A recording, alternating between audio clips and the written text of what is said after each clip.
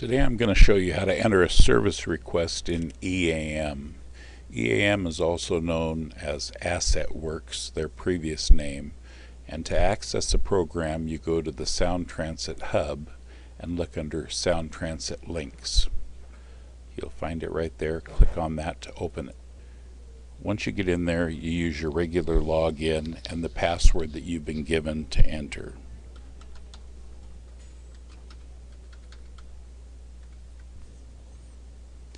In AssetWorks, you have the tab up here at the top that says Service Requests. If you click on that, it pulls you into the module that you need.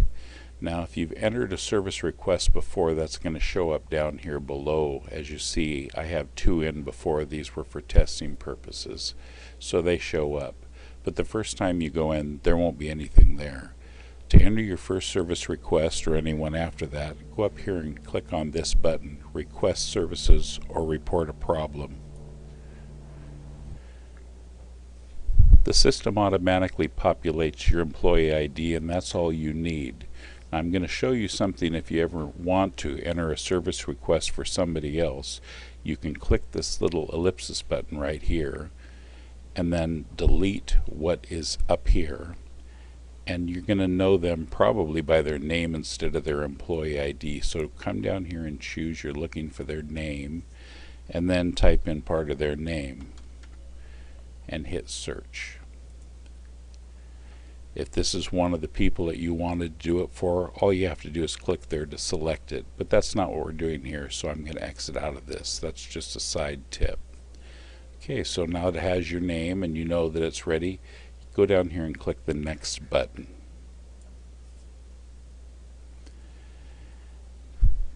Now, the importance of this second step, we're going to tell it where is the problem. And the thing you need to remember always is that you're going to search for an asset. And an asset in here could be something like a car, or it could be a whole building, or it could be a transit station or something like that. But you have to search and identify that asset before you move on. For training purposes, we'll enter a work order for a clogged toilet in Union Station. And so if I want to do that, then I type in Union.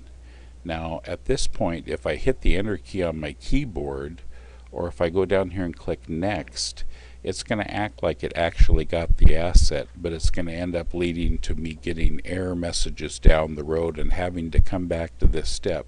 So always make sure that you click on search for the asset ID, because you have to identify the asset first. In this next screen, you can see that there's quite a few assets that have the name Union on it. I can go up here and I can modify what my search criteria is, or I could exit out and go back to where I was before. But an easy way to limit these things down is actually to come over here and use the asset category IDs. There's other criteria you can search by, but these aren't really as useful because most of the time you aren't going to know what that information is. But I know that in my case I'm searching for Union Station, and that's a building. So if I go over here to Facility Building and click that, it narrows it down to the one with Union. The only building with Union in it is Union Station. You can use multiple criteria here, and for example, another one that you might use quite often is for finding a station out there. So if I look up here and find the station and click that, then it pulls in stations. Now these aren't just these kind of stations, there'd be transit stations, there could be train stations and other things. So use this to narrow and to expand your search if you think you have it good. Another thing you can do, and this is just a side tip, if I bring back that big list, if I go over here and I choose table, it'll pull it up in a table form, and then I can sort by whatever it is that I'm looking for. If I know a model, I can sort by model. If I have an asset ID I'm looking for, I can sort by that. Anything I want, I can sort by. But I'm going to go back to lists because that's what you'll use most of the time. And again, if I click on building, that's what I want. So I'm going to click on the asset that I found that I want. Now I've gone to the right step of looking and finding the asset ID, and so I'll miss the errors down the line that I would have got if I'd have skipped that by hitting the next button. Here it'll give you a little bit more information on the asset that you've been searching for, and it also tells you of any problems that have been recently reported. Now in my case, in doing this training, I've already put in a request for the clogged toilet, so those show up as open. But if I knew that somebody else had reported an actual problem, I could just cancel out of this work request right now and leave it. But in our case, we'll go ahead and take the next step. Click Next.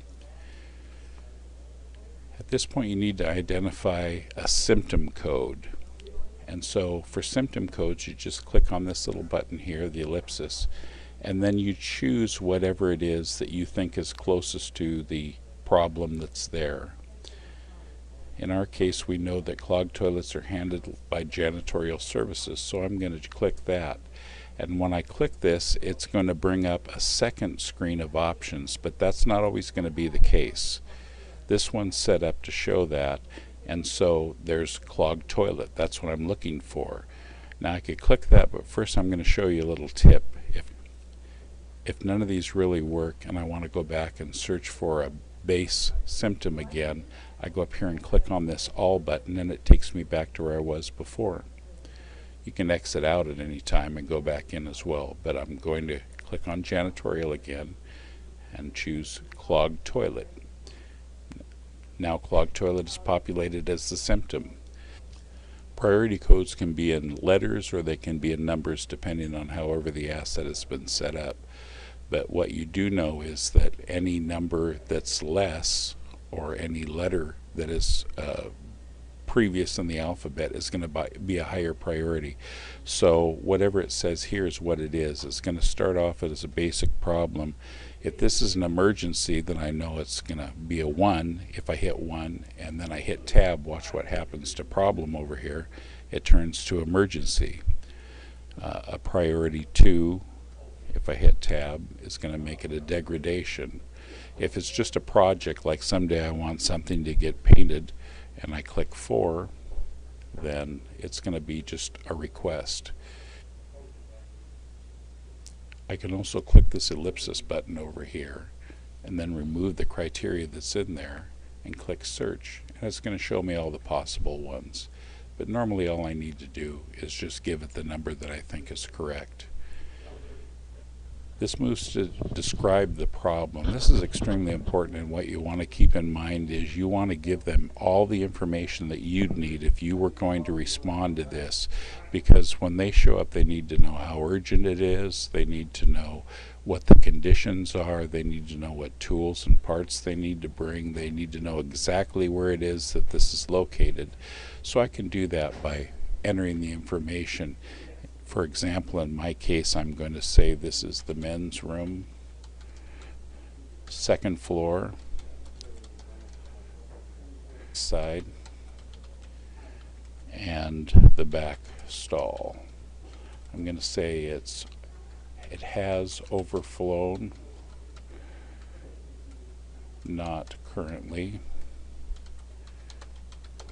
And I'll even tell them that the wallboard is wet or it's damaged. And that's going to give them a lot of information that they know to respond.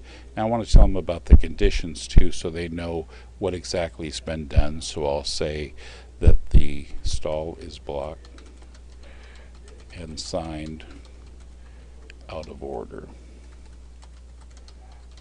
That's a lot of good information, and it's going to save them time as they respond, so they know what they need to bring, where to go, and how to respond. So at this point, I can go down here, and if I have photos that I have on my camera or devices portable that I'm entering, I can put those in so they can see exactly what they're dealing with by attaching photos. I can attach a photo, I can scan in something if I have a scanner attached, I can put on a link to a web page if that's going to help. Whatever it is that they're going to need, you can add that here. And then for my sake, since these were going to go in live, I'm going to block out what I wrote because that was just a demonstration, and let them know that this is just a test. When I'm all done with everything, all I have to do is click finish. But before that, if I wanted to enter another work request for Union Station, I would click this button, and what that'll do is it'll save me all of the first steps that I had to take to get to this point. I don't need to enter another service request, so I'll leave that unchecked and I'll click finish.